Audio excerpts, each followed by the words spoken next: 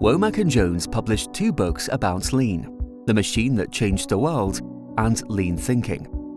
In this book, they described the 5 Lean principles. The first principle is to define who your customer is and understand what the meaning of value is for your customer. Lean takes the customer as the starting point, because in the end, satisfied customers are the reason for the existence of your organization and your job.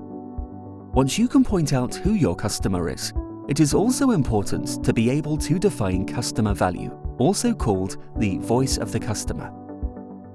The value stream is the operational process, meaning all concatenated activities that ultimately lead to the product or service as delivered to the customer. Not every activity can be classified as value-adding. If a customer is not willing to pay for a certain activity, it is classified as non-value-adding or waste. One of the main objectives of Lean is to identify and eliminate waste. Lean is focused on getting the right things in the right place at the right time in the right amount to achieve a perfect flow. The easiest way to observe flow is to take a look at the shop floor. At one side, you see orders entering the shop floor, while at the other side, you see finished products leaving the shop floor. Employees and equipment are busy adding value to the products or services. The more products are idle or waiting, the less flow is present. If no flow is experienced, there is no Lean. Imagine what would happen if each step in the process produces the amounts that it is capable of without accounting for what is actually needed. This would result in true chaos, with huge piles of stock and work in process between process steps.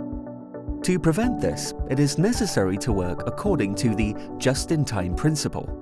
Activities only take place at the right time and in the right amount by applying pull. This means that the subsequent process step determines the amount to be delivered by the previous process step.